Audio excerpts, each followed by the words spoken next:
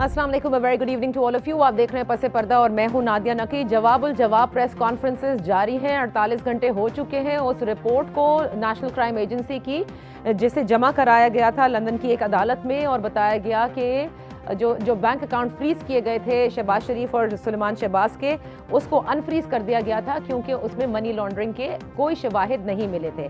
अब उसके बाद ये बताया गया कि इस तरह की कोई भी जो एनसीए को दी गई थी ये हिदायत पाकिस्तान हुकूमत की तरफ से नहीं दी गई थी, ऐसा कहना था शहजाद अकबर साहब का। लेकिन आज एक तवील तरीन प्रेस कॉन्फ्रेंस की है शहबाज शरीफ साहब ने, जिसमें उन्होंने पैरास को कोट किया नेशनल क्राइम एजेंसी की रिपोर्ट को, और उन्होंने बताया कि 11 दिसंबर 2019 को एसेट रिकवरी यूनिट ने एनसीए को खत लिखा था। उनका यह भी कहना था कि डीजी नैब लाहौर का विजिट भी वहां पर हुआ था, और ये तमाम तर बातें उन्होंने जो ग्राउंड्स बताए कि ग्राउंड ये था कि वो चेक किए जाएं, और जो इन्वेस्टिगेशन हुई उसके बाद पता चल गया कि मेरे ऊपर 1 रुपए की भी कोई करप्शन नहीं है, ना ही मेरे बेटे पर है। और उन्होंने ये भी कहा कि हुकूमत के अंदर हलचल मच गई है इस फैसले के बाद से, और अब उनको समझ में नहीं आ रहा क्योंकि 3.5 साल से उनको और उनके ख़ानदान को जो है वो निशाना बनाया जा रहा है, उन पे इल्ज़ाम करप्शन के लगाए जा रहे हैं। इसके बाद हमने फयाजुल हसन चौहान साहब ने एक प्रेस कॉन्फ्रेंस की, और उसके बाद फिर वफाकी वज़ीर इत्तलात फवाद चौधरी साहब ने भी एक प्रेस कॉन्फ्रेंस की, जिसमें उनका कहना था कि लंदन में होने वाली नेशनल क्राइम एजेंसी का जो हवाला दिया जा रहा है उससे पाकिस्तान हुकूमत का किसी किस्म से कोई ताल्लुक नहीं, ना ही ये इनिशिएट किया गया था यहाँ से। जो इस वक्त 2 केसेस राइप हैं, उनका कहना था पाकिस्तान में, जिसका जवाब शहबाज शरीफ साहब लीडर ऑफ द ऑपोजिशन को देना होगा। एक नैब की रेफरेंस है 7 अरब 32 करोड़ की, और दूसरा उन्होंने कहा कि बहुत बड़ा FIA का जो केस है, जो कि बहुत बड़ा स्कैम है मनी लॉन्ड्रिंग का 25 अरब का, जिसमें 2 शुगर मिल्स इन्वॉल्व हैं। और उसके बाद उन्होंने जिक्र किया कि कहाँ कहाँ से TTs जो हैं वो की गई, जिसमें पापड़ वाले भी थे और कुछ मुलाजिम थे, कोई सेल्स मैनेजर था, कोई चपरासी था, उसका उन्होंने जिक्र किया। बहरहाल इस तमाम के अंदर जो है वो सबसे इम्पोर्टेंट ये है कि ऑपोजिशन कहती है, यानी नून लीग कहती है कि लोगों को गुमराह किया जा रहा है, जबकि हुकूमत ये कहती है कि शहबाज शरीफ साहब झूठ का सहारा ले रहे हैं और वो लोगों को गुमराह कर रहे हैं। इसके साथ साथ एक डेवलपमेंट ये भी है कि नैब के चेयरमैन की मुद्दत मुलाजमत के हवाले से वज़ीर आज़म ने एक इजलास किया, और इस इजलास के अंदर काफ़ी मशावरत भी की गई, और उसके बाद एक टास्क जो है वो सौंपा गया है वज़ीर कानून को और अटॉर्नी जनरल को, और 8 अक्टूबर तक कहा गया है कि फिर वो अपनी तमाम कानूनी चाराजोइयों के साथ वापस आएँ। एक ख्याल ये है कि कंसल्टेशन की जाए लीडर ऑफ द ऑपोजिशन से, एक ख्याल ये भी है कि शायद तौसी कर दी जाए, और एक ख्याल ये भी है कि जब तक कोई दूसरा नैब का चेयरमैन नहीं अपॉइंट किया जाता, जब तक इसी चेयरमैन के साथ नैब को चलाया जाए। अब बात आ जाती है इस लूटी हुई दौलत के नारे पर, कि मुल्क से जो लूटी हुई दौलत है, जिसका जिक्र बार बार इमरान खान साहब और उनकी हुकूमत करती है, क्या उसको मुल्क में वापस लाने का ख्वाब शर्मिंदा ताबीर होगा या नहीं। अपने मोहतरम मेहमानों का तारुफ कराती चलूँ। ब्रिगेडियर रिटायर्ड फारूक हमीद साहब हमारे साथ हैं, मुजम्मिल सोरवर्दी हमारे एनालिस्ट लाहौर स्टूडियो में हमारे साथ तशरीफ फरमा है, सैयद कौसर काजमी ने लंदन से हमें ज्वाइन किया है, सीनियर सहाफ़ी हैं। Thank you so much for joining us. Kausar, मैं आपसे गुफ्तगू का आगाज़ करूंगी। I know that you have little time today, लेकिन मैं ये जानना चाहूंगी, आज शहबाज शरीफ साहब ने प्रेस कॉन्फ्रेंस में कहा है कि सेट असाइड का मतलब ही यही होता है कि आपको क्लीन चिट मिल गई है। क्या वाकई ही क्लीन चिट मिल गई है, जैसे मरियम नवाज ने भी कहा कि आप इंटरनेशनल सादिक और अमीन हो गए हैं? नादिया, सबसे पहले तो मैं एनसीए के हवाले से आपका सिर्फ 1 मिनट लूंगा जी। कि नेशनल क्राइम एजेंसी, लोग ये समझते हैं खासकर पाकिस्तान के अंदर, क्योंकि हम ज्यादातर नैब को देखते रहते हैं, FIA को देखते रहते हैं, और उनकी इन्वेस्टिगेशंस हमारे सामने होती हैं। हर इदारा अपनी तौर पे तहकीकात करता है, जबकि एनसीए एक ऐसा इदारा है बरतानिया का कि जिसके पास तमाम इदारों के इख्तियारात उसके हाथ में होते हैं। कस्टम्स के, पुलिस के तमाम इख्तियारात के साथ वो इन्वेस्टिगेशंस करता है किसी भी हवाले से, और किसी छोटे केस में आज तक नेशनल क्राइम एजेंसी ने हाथ नहीं डाला। लेकिन ये कहा जाता है बरतानिया के अंदर कि जब भी एनसीए किसी केस पे हाथ डालता है तो वहां से ये हो नहीं सकता कि वो कामयाबी उसका मुकद्दर ना हो। बिल्कुल इसी तरीके से जिस तरह आज शहबाज शरीफ ने, आपके सवाल की तरफ आता हूँ, कि 11 दिसंबर के उस खत का हवाला दिया। मैं जो भी बात नादिया आपसे करूंगा, मैंने ये तमाम डॉक्यूमेंट, पूरी फाइल जो एनसीए की थी वो मैंने देखी है। अब ये हिकमत अमली है नून लीग की, क्योंकि ये सारी चीजें यहाँ पे उनके पास मौजूद हैं। बावसूख जराए से ये मैं आपको बता रहा हूँ कि सारी चीजें उनके पास मौजूद हैं। शायद ये लोग बोल रहे हैं, अभी हुकूमती जो वजीर हैं, स्पेशली जो शहजाद अकबर साहब हैं, उन्होंने हम पे भी इल्जामात लगाए, जो शहबाज गिल साहब हैं उन्होंने भी इल्जामात लगाए कि घर के रिपोर्टर इस तरह की बातें उन्होंने की, जो कि मौजूदा न्यूज़ कहा है। जी बिल्कुल, ये मौजूदा हुकूमत का वतीरा बन चुका है हमेशा की तरह कि वो जो भी चीज उनके हक में नहीं होती उसको वो फेक न्यूज कह देते हैं। तो ये जो 11 दिसंबर 2019 को खत लिखा गया था राइट। एनसीए को, एसेट रिकवरी यूनिट की जानिब से, हुकूमत पाकिस्तान की जानिब से, उसमें ये बाकायदा कहा गया था कि ये जो शहबाज शरीफ फैमिली है, ये जितने भी इनके असासाजात हैं बरतानिया के अंदर, ये इन्होंने अपने इख्तियारात का नाजायज इस्तेमाल करते हुए जो जुर्म की कमाई थी, ये बड़ी साफ चीजें लिखी हैं उस खत के अंदर जो 11 दिसंबर 2019 को एनसीए को लिखा गया।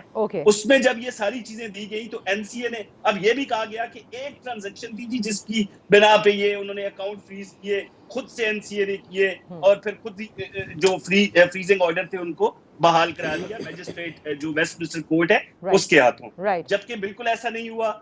शहबाज शरीफ को बाकायदा खत लिखा गया, उनके वकला ने उनको मशवरा दिया इस हवाले से कि आप जो ये तहकीकात है एनसीए की, इसमें भरपूर तरीके से ताउन करें। उन्होंने बिल्कुल कोऑपरेट किया। 6 मुल्की तहकीकात थी नादिया, सिर्फ बरतानिया के अंदर नहीं बल्कि यूएई के अंदर, पाकिस्तान में भी तहकीक की गई। और डेविड रोज का जो डेली मेल का आर्टिकल लिखा गया था उसको भी बतौर हवाला, यानी अगर ये मैं कहूं कि वो उन्होंने अखबारी तराशों तक के सबूत एनसीए के हवाले किए थे बाकायदा तौर पर। और डीजीएफ जो हमारे नैब थे वो भी आके मुलाकातें करते रहे। यहाँ पे जो एनसीए के अरकान थे उनके साथ सेंट्रल लंदन में बेबहा इनकी मुलाकातें हुई। और नादिया ये कोई खुफिया चीजें नहीं थी। मैं कोशिश कर रहा हूँ कि वो सारा जो रिकॉर्ड निकले, जो शहजाद अकबर साहब पाकिस्तान हाई कमीशन लंदन के अंदर मीडिया टॉक्स के अंदर बरमला इस बात का इजहार करते रहे कि हमारी जो मीटिंग्स हुई हैं यहाँ के हुकाम से, स्पेशली उन अफराद के हवाले से जो लूटी हुई दौलत पाकिस्तान की यहाँ पर लेके आए बरतानिया के अंदर और उन्होंने अपने असासे बनाए। तो वो कैसे अब इस चीज से इनकार कर सकते हैं कि हुकूमत पाकिस्तान का या एसेट रिकवरी यूनिट का इस हवाले से एनसीए से कोई राब्ता नहीं था। ठीक है, आपने बड़ा अच्छा अहाता बताया पहले एनसीए का, फिर आपने जिक्र किया कि हुकूमत ने बिल्कुल एसेट रिकवरी यूनिट की जानिब से खत भी लिखा गया, डीजी नैब की मुलाकातों का भी आपने जिक्र किया है जो लाहौर के डीजी नैब हैं। लेकिन मैं ये जानना चाहती हूँ, आज जो ये कहा उन्होंने कि क्लीन चिट दे दी है, सेट असाइड का मतलब यही है, because you are there, you have read the public document now, so you feel कि yes this is a clean chit. Nadia, मैंने जैसे आपको कहा कि एनसीए की तहकीकात है।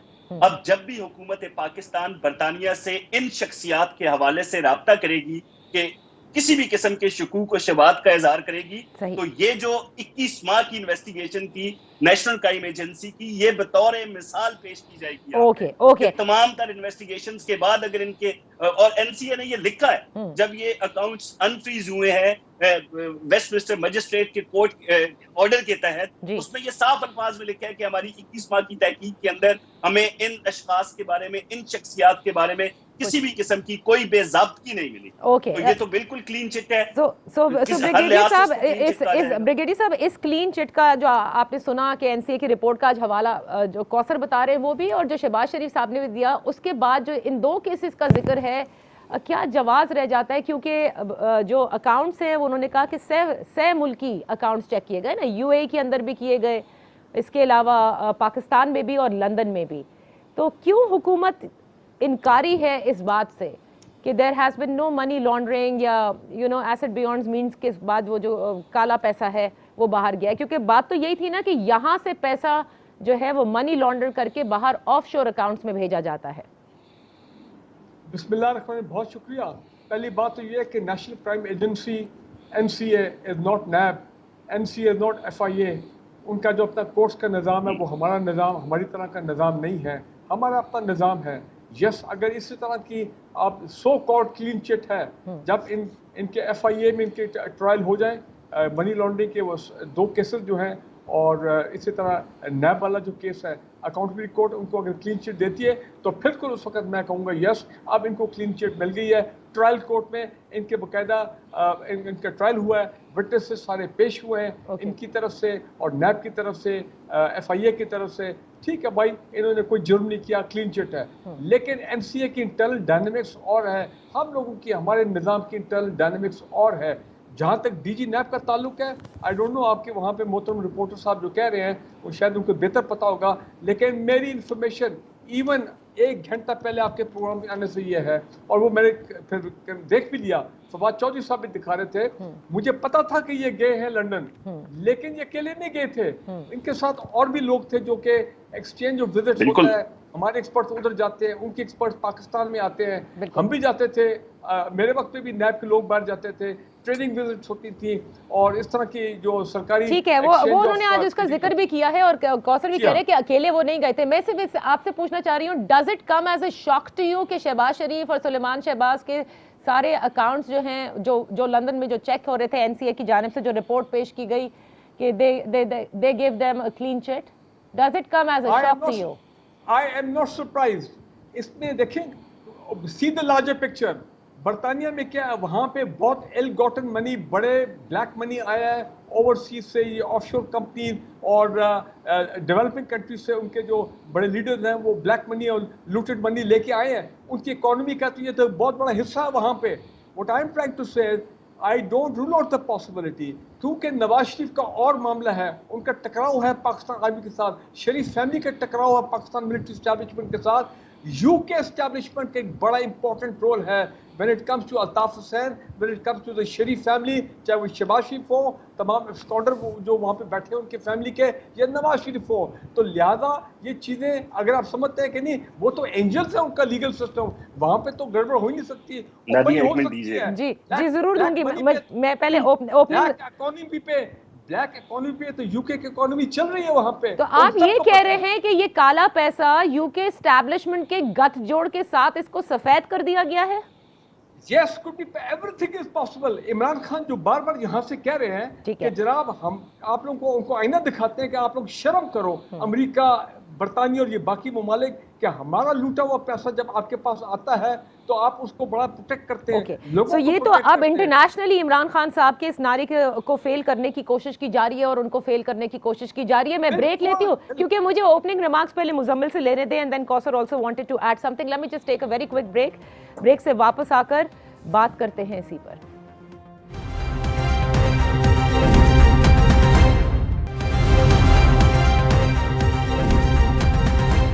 Welcome back. शहबाज शरीफ साहब और सलमान शहबाज के हवाले से एनसीए की report doesn't come as a surprise Muzammil, क्योंकि यूके एस्टैब्लिशमेंट का गठजोड़ भी हो सकता है, जैसे यहाँ पर शहबाज शरीफ एंड फैमिली कहते हैं कि नैब न्याजी गठजोड़ है।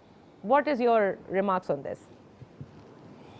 ये 190 मिलियन पाउंड जो एनसीए ने पाकिस्तान को वापस कराए थे, वो यूके इकोनॉमी में इंडक्ट नहीं हुए थे। कौन सा मुल्क हम 190 मिलियन पाउंड अपनी इकोनॉमी से निकाल कर दे सकते हैं किसी को? उन्होंने 190 मिलियन पाउंड जब पाकिस्तान को वापस किए तो हिम्मत तो हुकूमत पाकिस्तान में नहीं थी कि वो जिसके हैं उसके ऊपर मुकदमा चला लेती पाकिस्तान में कि जी आपके 190 मिलियन पाउंड बरतानिया में क्रिमिनल प्रोसीड से पकड़े गए हैं, मनी लॉन्ड्रिंग से पकड़े गए हैं और बरतानिया की एनसीए ने हमें वापस किए हैं पाकिस्तान को, और हम इसके ऊपर ट्रायल करना चाहते हैं, नैब रेफरेंस करना चाहता है।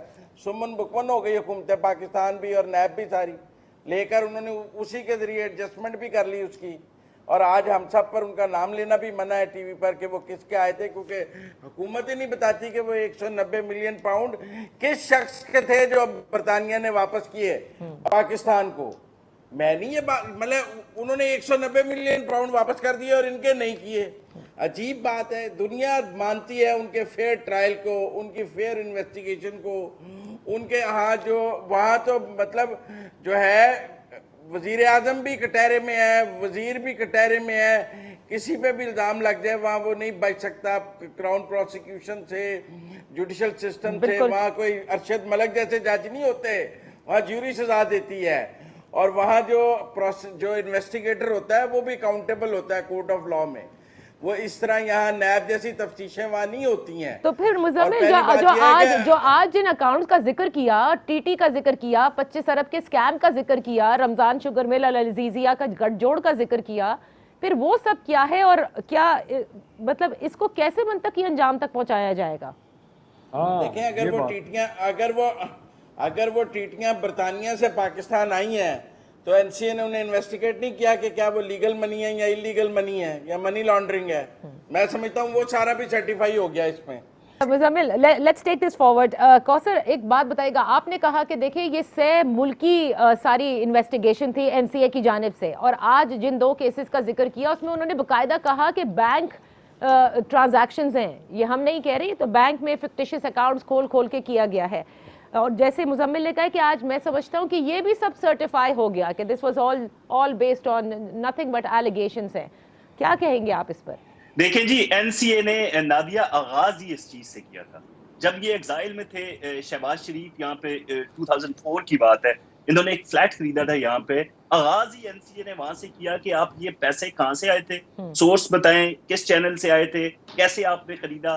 तो ये तमाम चीजें मुजम्मिल ने जिस तरह कहा, बिल्कुल हर चीज की इन्वेस्टिगेशन हुई है यहाँ पे।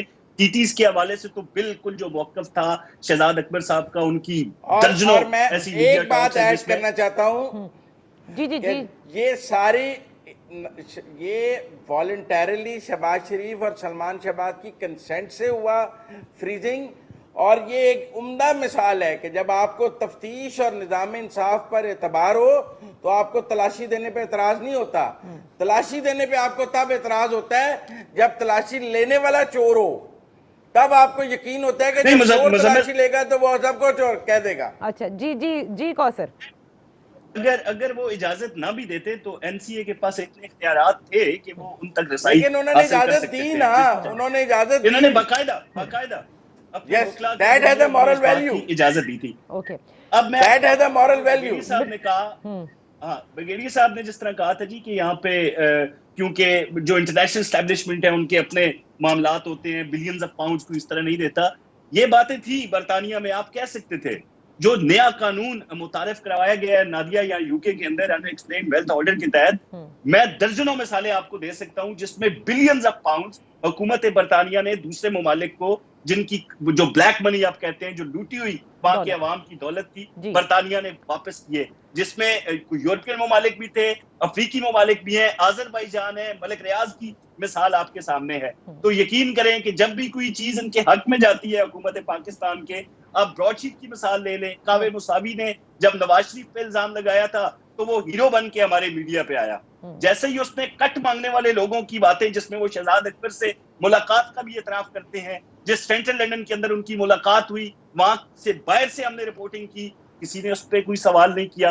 तो जहां पे आपका फायदा नजर आता है वो बरतानिया में बैठा बंदा आपका हीरो बन जाता है, वो कावे मुसावी हो, कोई हो, XYZ कोई हो। लेकिन जहां पे खबर इन पॉलिटिशियंस के हक में आती है, सियासतदानों के हक में आती है, तो बरतानिया की बल्कि दुनिया की जो एस्टेब्लिशमेंट है वो इन्वॉल्व हो जाती है। तो बड़े अफसोस की बात है ये, यहाँ का निजाम इंसाफ ऐसा है जहाँ पे बोरिस जॉनसन भी कुछ नहीं कर सकता। और आपको याद होगा जो आपने अभी कौसर नया बताया ना कि जो नए ऑर्डर के तहत, अनएक्सप्लेन वेल्थ ऑर्डर, उसके तहत आपने कहा कि अब तो मामलात और सख्त हो गए हैं। मैं यहाँ से जरा आगे लेके चलती हूँ इस गुफ्तगू को। ब्रिगेडियर साहब, आज देखिए हुकूमत का बिल्कुल करप्शन हुई है इस मुल्क में, ऐसी बात नहीं है, करप्शन बिल्कुल हुई है, लेकिन जिस तरह से अगर शहबाज शरीफ साहब का जिक्र 3.5 साल से हो रहा है, उनके ख़ानदान का हो रहा है, टीटीज़ का जिक्र किया जा रहा है, आज जो है उसका दायरा कार मुल्कों का बढ़ा दिया। फवाद चौधरी साहब कहते हैं हमें तो ये भी पता चल रहा है कि रशिया में, फ्रांस में, अमेरिका में भी इन्होंने पार किया, अब लंदन तो फारिग हो गया, यूएई भी फारिग हो गया। तो मेरे ख्याल से अब हुकूमत रशिया, फ्रांस और अमेरिका की तरफ जाएगी देखने के लिए कि आखिर वो कहाँ मनी लॉन्डर होकर ऑफशोर कंपनीज में पार्क हो रहा है। देखें जी, बात यह है कि अगर वो समझते हैं कि वहाँ पे तो उन्होंने चले कोऑपरेट किया, जिसे वो कह रहे हैं आपके मोहतरम रिपोर्टर साहब, भाई इधर आए वापस Pakistan, come and face the courts, face FIA, face NAB. No but Shehbaz Sharif is here. सुने मेरी बात सुने, मेरी बात सुने। अभी तक 1.5 साल से भाग गए हैं, he is facing it, he is in the country. 1.5 साल से मैं तमाम केसेस को फॉलो कर रहा हूँ। घंटे घंटे ये प्रेस कॉन्फ्रेंसेस करते हैं, पूरी दुनिया के हर इशू की बात करेंगे, लेकिन मनी ट्रेल की बात नहीं करेंगे। ये नहीं बताएंगे नैब को या अकाउंटेबिलिटी कोर्ट को, FIA को, कि ये जो अरबों रुपए है, फेक अकाउंट्स, जाली अकाउंट्स, वो TT पूरे ख़ानदान के तमाम वो बच्चों के और बड़ों के नाम, कि ये जो पैसे आ रहे हैं, जा रहे हैं, ये किधर से आ रहे हैं, कहाँ का ये पैसा है, sugar mill, Ramzan sugar mill वगैरह वगैरह, वो बात नहीं करेंगे। वो हमें पता ही नहीं जी कि पैसे कहाँ से आए। यार आप ब्रिगेडियर साहब, उन्होंने पिज़्ज़े बेच के पैसा नहीं बनाया, उनकी इत्तेफाक फाउंड्री थी, उन्होंने पिज्जे बेच के पैसा नहीं बनाया। अच्छा उनके पिज्जा फैक्ट्रियां अच्छा नहीं है। अच्छा मुजम्मिल, ठीक है, उनके जरा जरा पिज्जा ब्रिगेडियर साहब आउटलेट्स अपनी नहीं बात है। पे ब्रिगेडियर, हाँ ब्रिगेड, हाँ आप इशू से हट रहे हैं। Why are the नहीं, नहीं, मैं इशू पे हूँ, मैं आपको बता रहा हूँ करप्शन का हुई है। और दूसरी एक और बात मैं आपको ही बताऊं, आपने बात की यूके एस्टैब्लिशमेंट की। नवाज शरीफ वहां पे बैठे हुए हैं, वीजा एक्सपायर है, पासपोर्ट एक्सपायर है, लेकिन नहीं जी, वो तो वहां पे बड़े अपील में है। beloved उनके मेहमान हैं, लंदन में बैठे भाई, हैं। उन्होंने नहीं जी, वीजा उनको एक्सटेंड तो- नहीं किया, उनके लिए वो अपील तो में हर है। हर किस्म का लीगल उनके लिए वहां पे वो ऑप्शन अवेलेबल है, उनको फैसिलिटेट किया जा रहा है। और भाई आप लोगों को सो बेवकूफ ब्रिगेडियर बनाते हैं साहब, यार। फिर एक तो एक इंटरनेशनल एस्टैब्लिशमेंट है जो कि सपोर्ट कर रही है शरीफ खानदान को बकौल आपके, दूसरा आप नहीं समझते कि यहाँ पर इमरान खान साहब के इस ख्वाब की ताबीर इसलिए पूरी नहीं हो रही क्योंकि शहजाद अकबर हो या उनके डिफरेंट लोग जो हो वो सही काम नहीं कर रहे। मैं बता देता हूँ प्रॉब्लम किधर है। हाँ। प्रॉब्लम इज नॉट इन नैब, ना इमरान खान, ना शहजाद अकबर। प्रॉब्लम है अकाउंटेबिलिटी कोर्ट, प्रॉब्लम है हमारे हाई कोर्ट। ये सारे मामला ड्रैग हो रहे हैं, डिले हो रहे हैं। और हमारे जो ऑनरेबल, अब मैं क्या कहूँ, ये जो जुडिशरी के मोहतरम जजेस हैं, भाई तारीखें पे तारीखें केसेस ड्रैग कर रहे हैं और वो होने दे रहे हैं। अच्छा। अब आके इस्लामाबाद हाई कोर्ट ने मरीम नवाज के केस में कहा एनफ इज एनफ, नैब कह रहा है डे टू डे हेयरिंग करे। मैं बताऊं, अगर इन्होंने डे टू डे हेयरिंग शुरू कर दी, एहतसाब अदालतों ने ये मनी लॉन्ड्रिंग वाले केसेस 6 महीने रुके थे बिकॉज ऑफ द जजेस वर नॉट देयर। अब जजेस भी आ गए हैं, एक और कोर्ट भी आ गया लाहौर में। 2 महीने की मार है ये केस। मैं एक ठीक है। सवाल कर सकता हूँ ब्रिगेडियर साहब से? अच्छा। ब्रिगेडियर साहब, ये एहतसाब कोर्ट के जजेस किसने लगाने थे? ये एहतसाब कोर्ट के जजेस किसने लगाने थे? जिसने भी लगाने थे, जिसने भी लगाने थे, किसने लगाने थे? बता दीजिए ना। नहीं, किसने लगाने थे? 6 महीने लॉ मिनिस्ट्री हाई कोर्ट किसने लगाने थे? ये सवाल ये है कि लगाने किसने थे? अच्छा भाई बहुत कुछ होता है नादिया, हुकूमत के अंदर। जी, Federal अच्छा law okay ministry hang on, Farogh Naseem एक साहब ने सवाल लगाने थे। एक सवाल आपने रेज किया है। ने लगाने थे। अच्छा, नादिया सुने, मैं मुझे ब्रेक का कहा जा रहा है। ब्रिगेडियर साहब, आप बात कर रहे हैं स्पीडी ट्रायल की, आप बात कर रहे हैं जुडिशरी की, लेकिन यहाँ एहतसाब अदालत के जजेस के हवाले से जो मुजम्मिल ने सवाल उठाया है वो भी अपनी जगह है। अब इस पूरी बहस के अंदर जो आखिरी सेगमेंट की तरफ हम जा रहे हैं राइट आफ्टर दिस ब्रेक, सबसे इम्पोर्टेंट है पाकिस्तान के लोग और इन पॉलिटिशियंस का जो बहुत बड़ा जाहिर है इन सब की, चाहे वो शहबाज शरीफ हो, नवाज शरीफ हो, आसिफ जरदारी हो, इवन इमरान खान हो, उनकी जमात के लोग हों, पॉलिटिशियंस की जो रेपुटेशन है वो एट स्टेक है। क्या आम आदमी ये समझता है कि पॉलिटिशियंस चोर हैं, वो यहाँ से पैसा लेकर बाहर जाते हैं और मुल्क का फ्लॉड निज़ाम की वजह से वो कभी साबित नहीं हो पाता? इन चीज़ों को हम कैसे अब सही कर पाएंगे? Right after this very short break.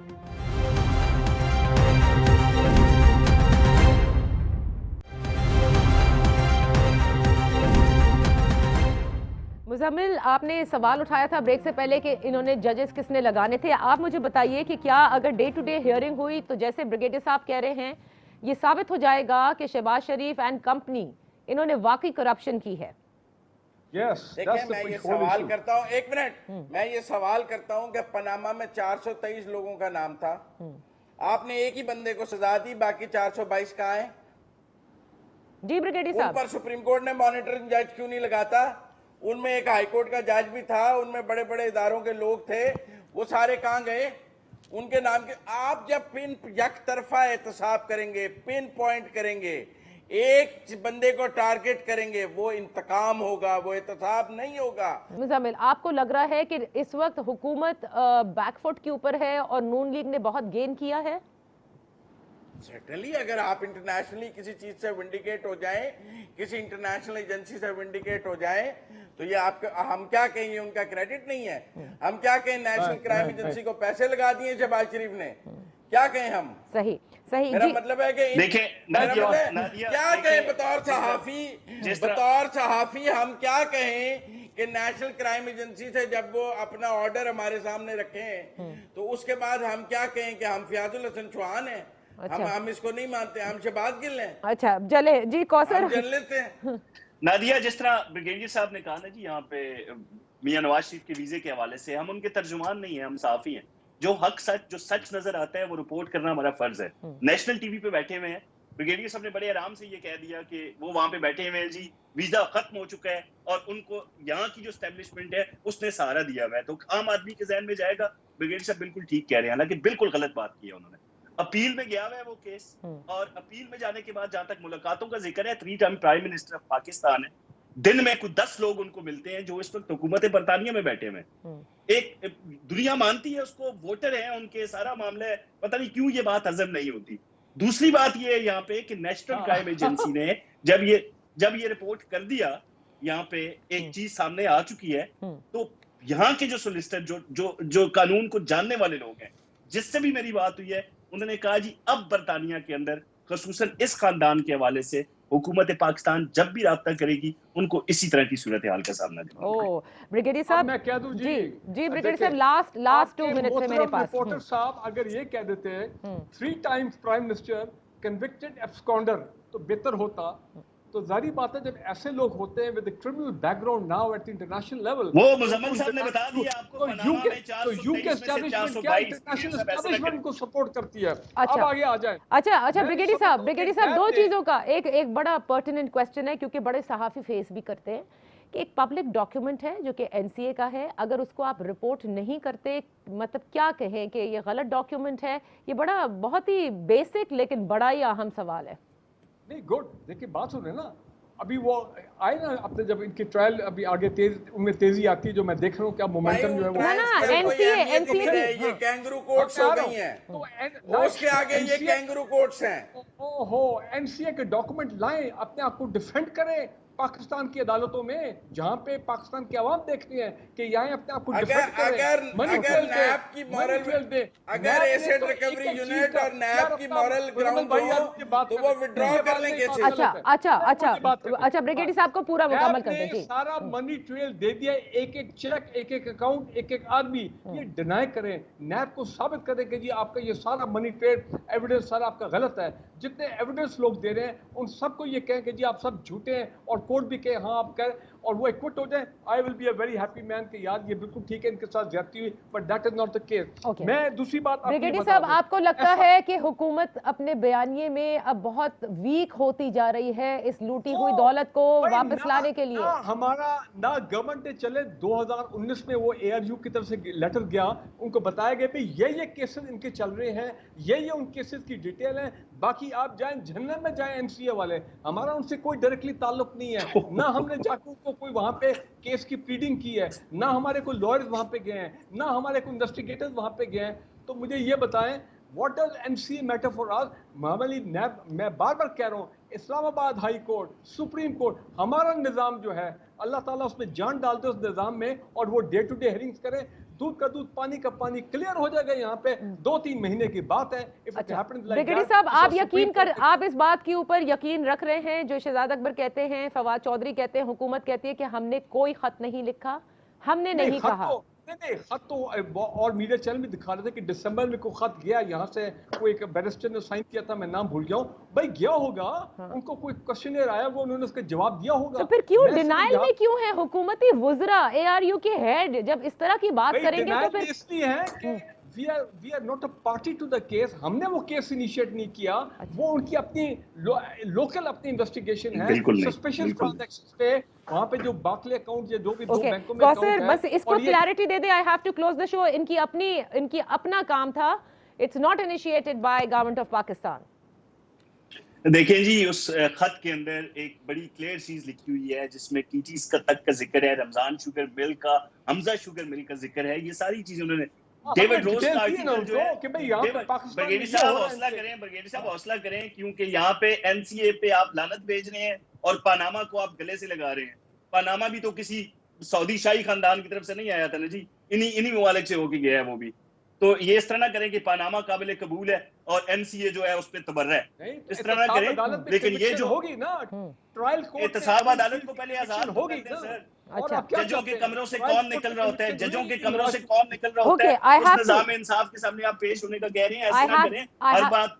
I have to close the show, Kausar. It is initiated by Government of Pakistan. You stand by it. बिल्कुल, Okay. बिल्कुल। Okay.